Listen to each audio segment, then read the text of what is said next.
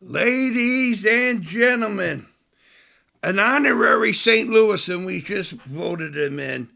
Uh, we have the long awaited, highly anticipated president of the Tampa Bay Rowdies in Al Stadium, Ryan Helfrich.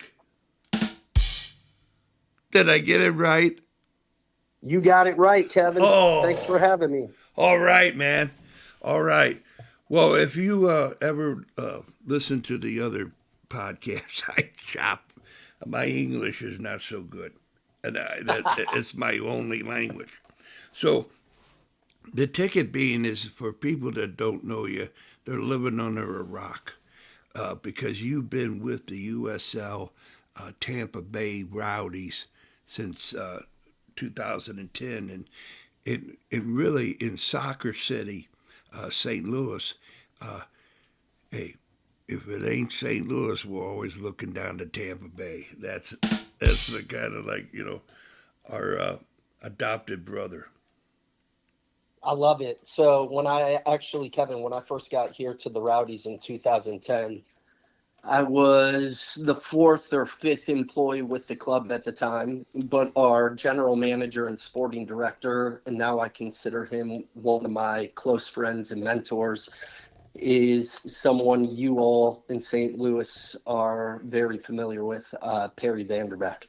So the legend Perry Vanderbeck with the original Rowdies in the 70s, first player drafted into American soccer straight out of high school, captain of the 1980 U.S. Olympic team that ended up boycotting the Olympics in the Soviet Union.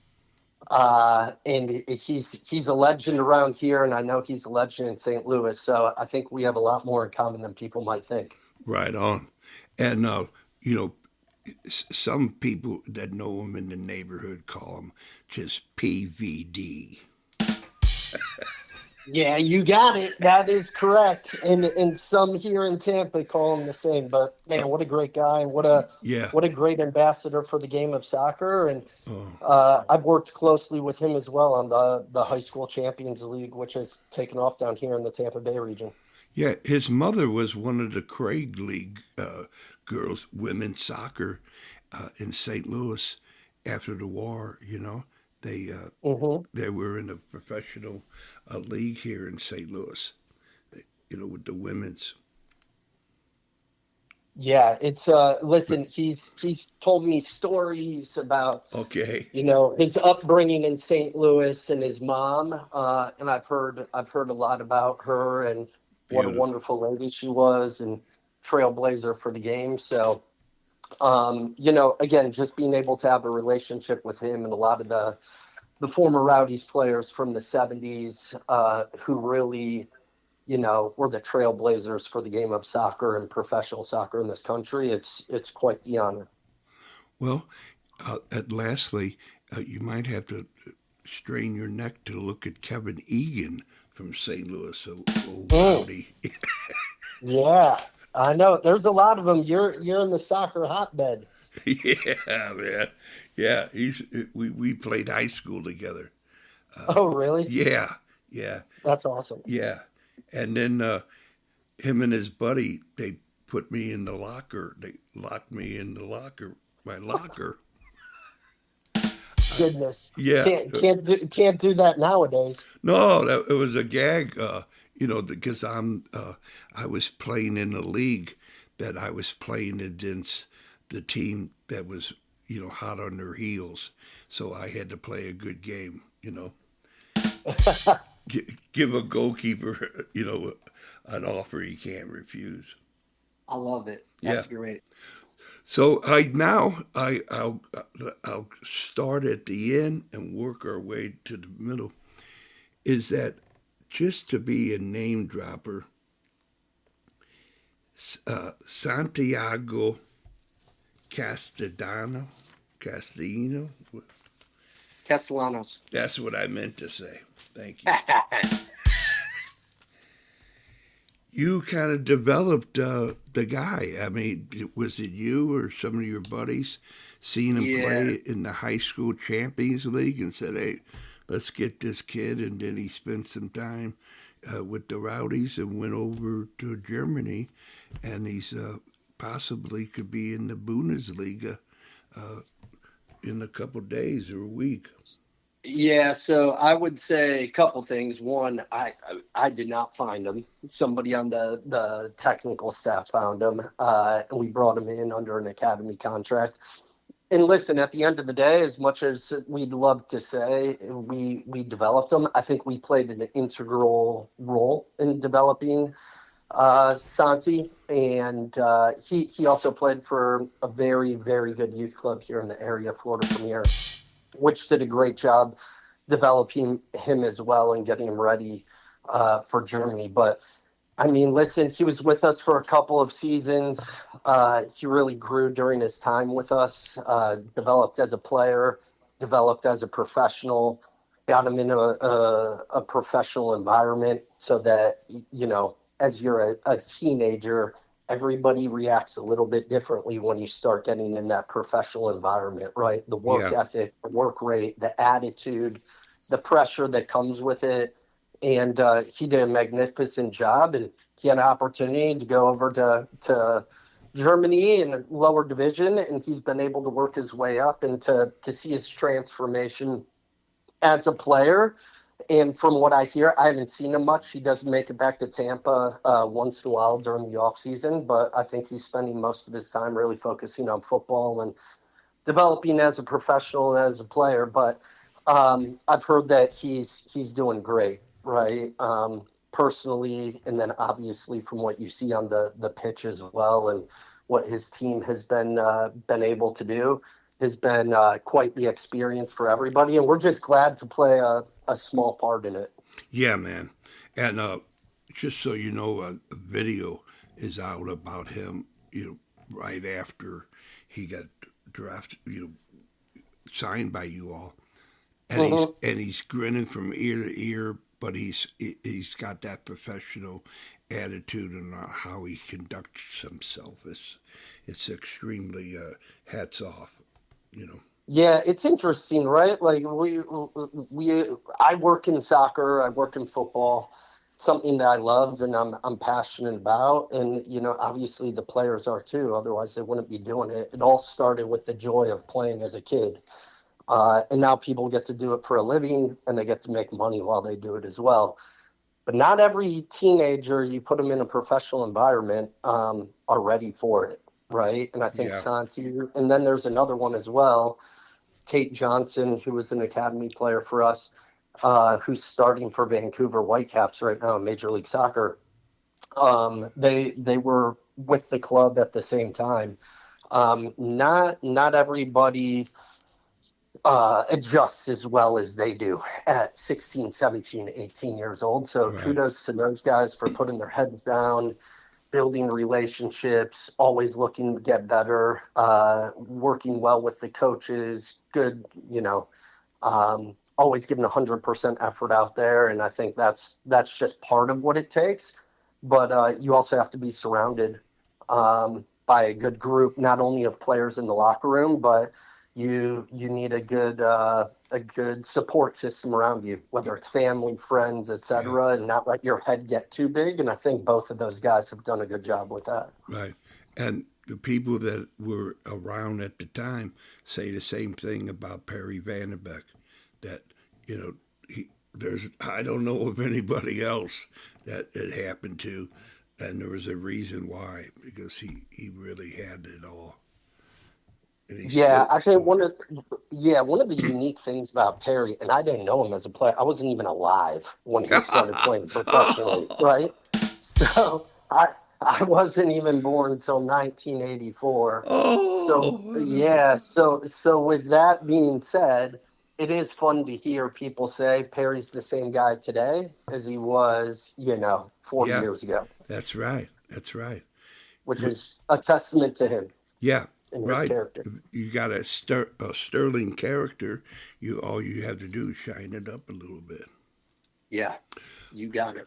Okay, can you please tell us what it's like to go to the Tampa Bay draw for the high school Champions League at that famous place across from where the Rays play?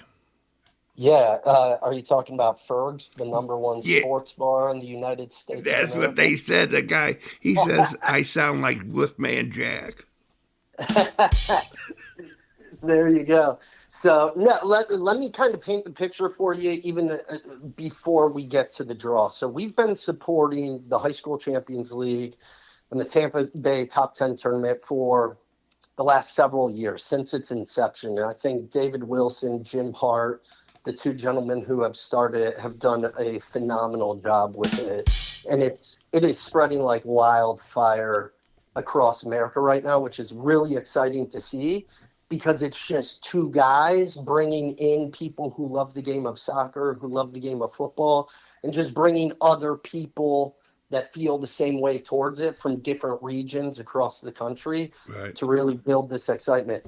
So I would say the first thing that I love about the tournament is it's high school kids. And yes, a lot of these boys and girls do play club soccer, but at the same time, there's no barriers to get in.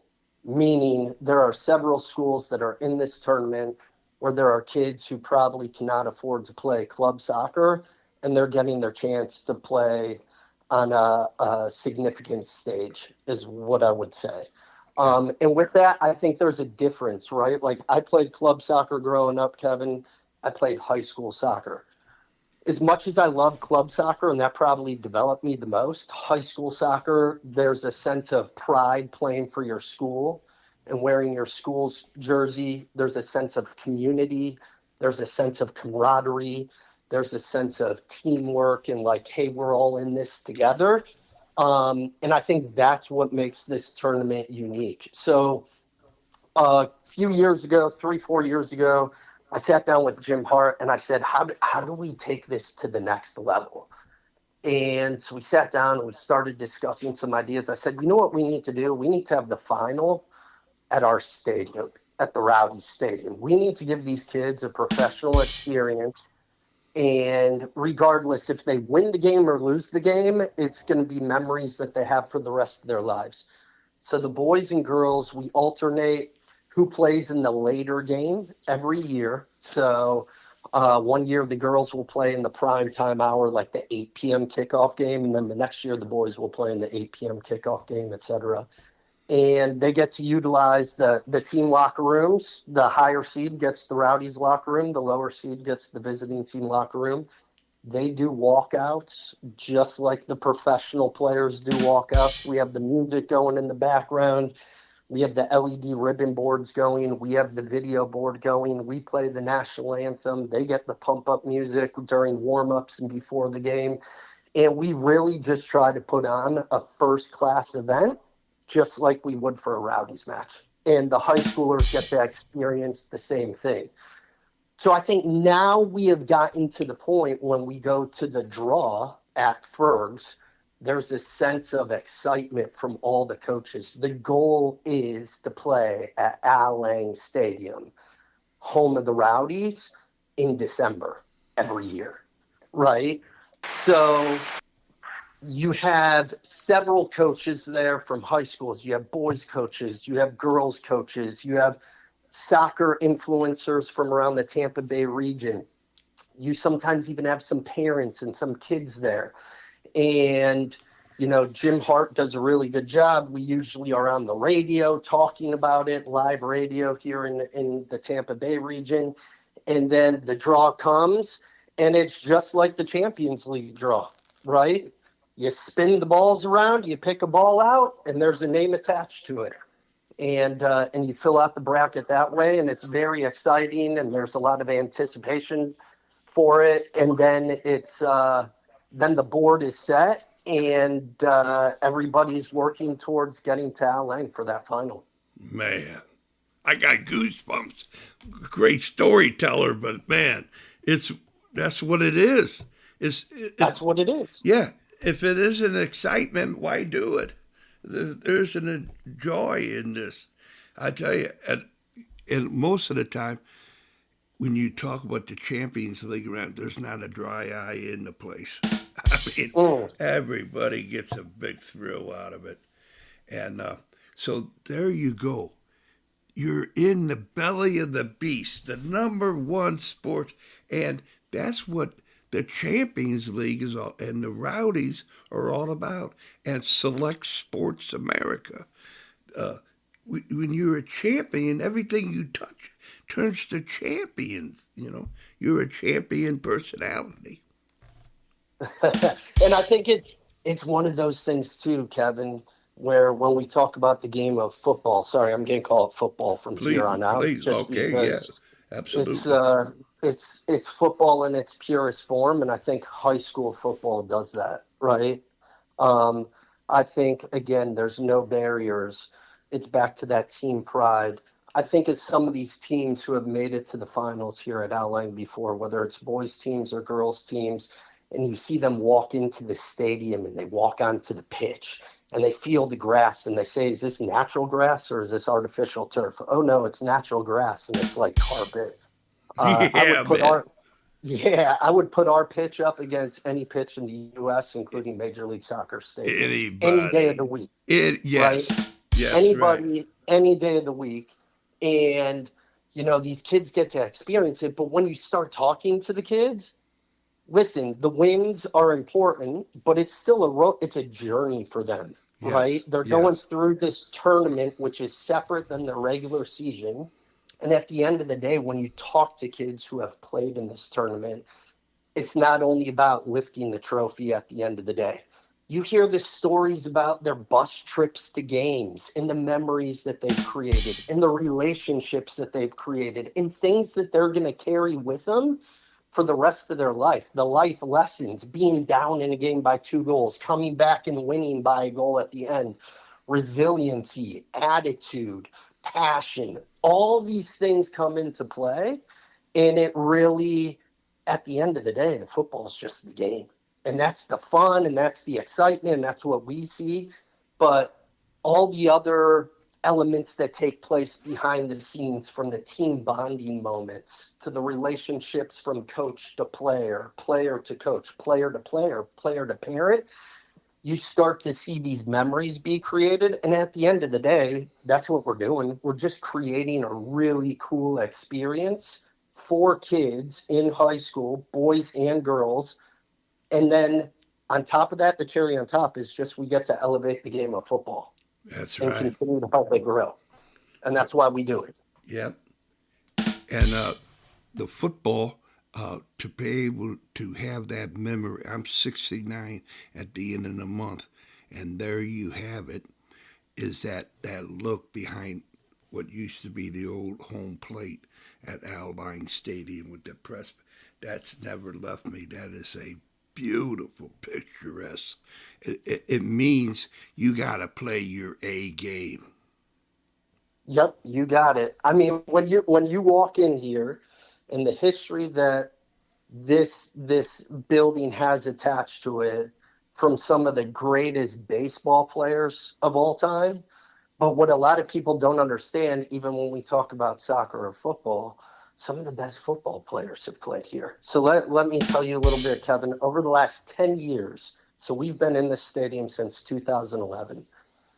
We've redeveloped the stadium into what I would consider to be a multi-purpose facility, but it's mainly for soccer. You can do concerts here, you can do all types of different things and activities.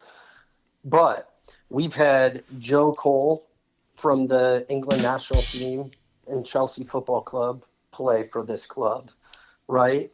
Yeah. There's some other name. We've had at one point he was a star, and I know he came here towards the end of his career. We had Freddie Adu play here. But then let's take it a step further. We've had Didier Drogba play here. We've had Frank Lampard here, right? You can just go down the list of individuals that have played here, trained here. We've had the Colombian national team train here for a week before, right? Jaime You, Rodriguez, you, all these guys. Like, we have had big time names. We've hosted West Ham. We've hosted Crystal Palace. We've hosted Norwich City. You're a name There, dropping, maybe. yeah, and listen, then I mean, you could do it better than me. You know all the guys on the Cardinals that have walked through these hallways. So every day you come to work, and I come to this stadium, and one, it's a humbling experience, but you have to understand the history behind it and that has been with this building and the people that have walked these hallways. I mean, I'm standing in my office right now, and the number of athletes that people would be in awe about that have stood where I am standing right now is unbelievable. It gives me goosebumps and it gives me chills. Yeah. But that's my goal at the end of the day. I don't care if anybody remembers Ryan Helfrich. What we are trying to do is grow the game of football here in the United States, and we are going to move this club forward. And we're going to do everything that we possibly can do to make sure that people love the game of football and love the Rowdies. And that's our job. We're just stewards of the club, including myself, who's the president. And that's why you're in the Wales Certified Hall of Affinity, Ryan. You made it, baby. You made it. There's nothing better than what you're doing as a professional to bring the high school champions league and its players and coaches and parents to that elevation of this is football. Welcome to the world, baby. We appreciate it. I appreciate it, but more so than anything, we're just playing a small part to try to grow this game little by little and leave an impact for the people who will come after us. That's right. That's right. You got a great foundation, a champion. The Hall of the Champions, the whole idea behind the attitude of being a champion. You have helped Tampa Bay, St. Louis, look, maybe Chattanooga, Tennessee, and all kinds of other places. We even might go to Brooklyn, New York. You know, Yeah, that's the goal. That's the goal. Like the next step for this Champions League movement is okay. We're going to have regional winners. So we have a winner of the Tampa High School Champions League. The next move is that I've been speaking with Jim and David about. How do we take the winner of, and we'll have to start a little bit smaller, but we think big, and we'll grow it, and Yeah. that's really due to Jim and David, not me. I just want to be a vehicle to help the high school Champions League grow. But then it's going to be, okay, how do we take the winner of Tampa, the Tampa champion, and how do we play the Miami champion? And then how do we alternate that game every year between Miami and Tampa Bay area? And then it's how do we take the Tampa Bay champion and play the St. Louis champion, right? Oh, And yeah. bring them to LA, That's which right. used to be their stomping grounds for the Cardinals, but it's ours now, That's right? right. And like, let's get some history behind this and let's tell a story. So I think the journey, we're just at the beginning of the journey, and Yes, this we is going are. to be going long after I'm gone. I'm Right. talking. This is a sustainable tournament that should be around 50, 100 years from now, and it should get bigger and bigger and bigger over time. And again, it's not about, and Jim and David would tell you the same thing, it's not about remembering their names, even though they're the ones who started it. It's about providing unique experiences for these kids, watching soccer and supporting soccer in its purest form, where there is no money involved, and it's growing the game of football, period. That's what it is. Well, 50 plus years from now, you're going to be telling the story about the High School Champions League starting in 11 with Jim Hart and Kevin Whalen. And you're going to be the man. You're going to be the wise old man to tell all the stories. Man. Yeah, listen, at the end of the day, I would call out all the other professional sports teams. It is not hard to host a high school match one night for boys and girls to give back to the game of soccer one night out of 365 days a year. Everybody should be doing this. Everybody should be doing this. And there can be all the excuses in the world and the costs and does this make sense and why are we doing this? We're not doing it for tickets. We're not doing it for revenue. We don't make anything off of this. We are doing this for the love of soccer, for the growth of the game, for the betterment of the sport, for the betterment of the young, soon to be young professionals, adolescents in our community, to really give them a platform to grow the game of soccer and to create lifelong memories. And that's why we're doing it. Man, from your lips to God's ears. I mean, you're the guy. You're the guy. And we applaud you in St. Louis and all around. You're quite the guy. The Rowdies really stepped up and made it happen, be the template for everyone. Hey, Ryan, we're kind of closing up unless you want to go another 10. We can go another 10. All right, then, you big lug. All right. Yeah. Usually they would run away from the whales, but you're right in the belly of the beast. All right. So you have this vision, and you would use the terminology football. Do you spell it FOOT or FUTBAL? Ooh, that's a good one. It depends who I'm talking to or who I'm writing to. If I'm speaking to our head of soccer operations or director of soccer operations that's from South America, it's FUTBAL. If it's anybody else, I use the traditional form. Right, right. Well said. Okay. Pardon. But the arithmetic of it all, you say, hey, it doesn't cost you anything, and nobody's taking nothing from you. It's just the return is infinite. It's infinity. Yeah.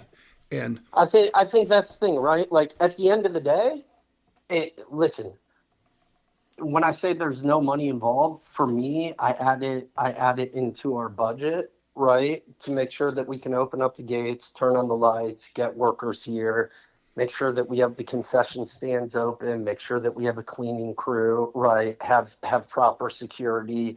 We want to put on a first class event, but this isn't something that the schools should be bearing, right? So we handle the costs from our side, and then we work with Jim and David to make it very economical.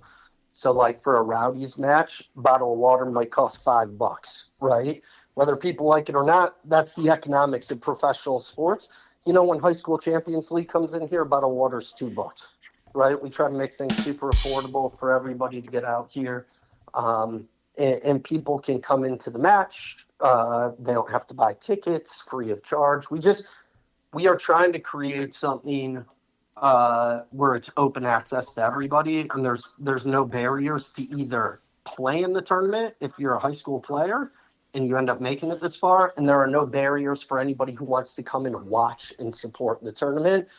And I think that's the beautiful thing about high school soccer. Period. man, when you have the style in class, you started it and select with Tim McAvoy, the select ball. It's, I think, the USL. That's the official ball for the USL as It well is. as the High School Champions League. It is. It is. Yeah, so it is pretty cool. There's some crossover partners between, some of the partners in the USL and the High School Champions League. To be very transparent, I think that happened over time, more so by chance, and the stars just kind of aligned with that. But nonetheless, I think from the first High School Champions League final that we hosted here to the last one that we had here just this past December, starting to see some bigger sponsors up on the video board, and people are supporting this, and companies are supporting this, and individuals who are passionate about youth are supporting this, and high school sports are supporting it. So I feel like it's starting to take off like a rocket ship. The train is, if it hasn't left the station, it's leaving the station, but people are still welcome to jump on board anytime. And again, it's just our goal to get the word out there organically from a grassroots level, and tell the story and get people excited for this tournament, not only here but across the country. Yeah, a movement has all hands on deck. And if you're not a part of the movement, you eventually will. It's just the overpowering atmosphere, the excitement of it all. You just can't. You got to join the parade, man. I mean, it's impossible not to. Yeah, no, I am with you on that. What we have to do, Kevin, is we have to get you down here for the high school Champions League final at Allen. You set Oh, up, you do your podcast. We'll set you up in the VIP suite, right? thank you, Climate thank controlled you, area. Can thank. overlook the bay. You have water and cruise ships in the background. You can watch a beautiful game of footy on the best field in the United States. And Yes. in December, you'll enjoy the nice 75-degree weather and sunshine. Oh, well, once again, from your lips to God's ears, uh, the way the situation. I I'm urging. I'm looking towards it. I'm looking towards it, baby. It will give me the reason to wake up and get going. Yeah, and listen, we'll give you a good time and a great experience. And again, what Jim and David have done with this tournament, I know I keep mentioning them, but they just don't get enough credit. Oh I no, mean, yeah. these guys eat, breathe, live, sleep, everything high school Champions League soccer and spreading the good word everywhere.